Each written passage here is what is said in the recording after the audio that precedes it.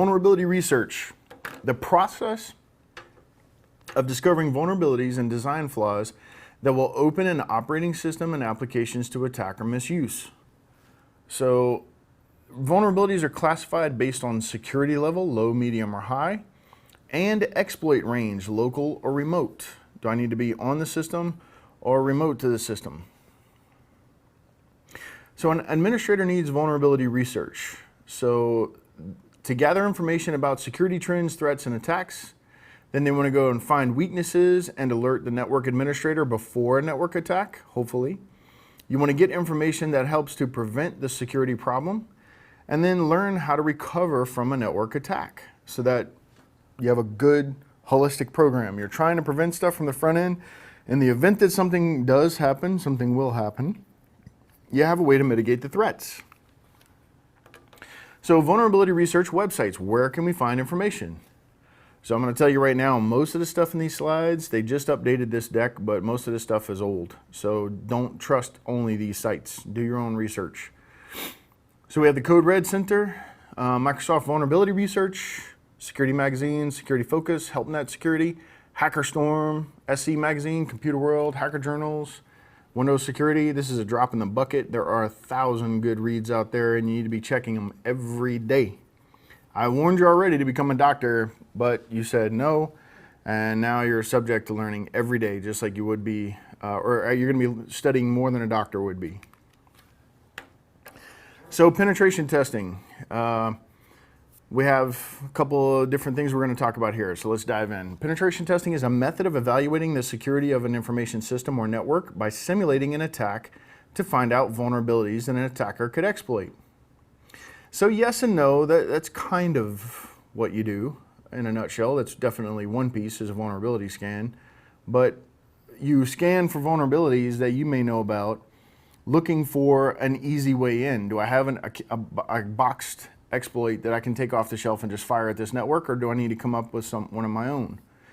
And then you look at the security measures. Are they actively analyzed for design weaknesses, technical flaws, and vulnerabilities? So is their security posture proper? Are they properly protecting things? Can they detect what I'm doing? A penetration test will not only point out vulnerabilities, but it will also document how the weaknesses can be exploited. Okay? And then the results are delivered comprehensively in a report to executive management and technical audiences. Okay, that's fine for the test, but that's not what happens in real life. You need to go in and do all kinds of additional work. As far as simulating an attack, yes. To find out vulnerabilities, yes, that's true, that an attacker could exploit. But it's more than just a vulnerability scan. Don't mistake that for what that means, okay? It's a lot more than that. And you're trying to exercise the controls. You want to tickle those controls that they have on the back end and make sure that they're going off, okay? One of the reasons they're going to ask you to say, okay, you're going to do a pen test or a security assessment, whatever it is, whatever kind of test you're performing, they're going to say, what IP address are you coming from? One of the reasons they need to know that is it's twofold. One, if you start attacking the systems, they know that it's not a real attack, but also so that they don't blacklist your IP. They're going to whitelist you and let you attack their systems. They're going to let you keep going. Okay, so why penetration testing? So identify the threats facing an organization's information assets, reduce an organization's expenditure on IT security, and enhance return on security investment by identifying and remediating vulnerabilities or weaknesses. Providing assurance with comprehensive assessment of an organization's security, including policies, procedures, design, and implementation.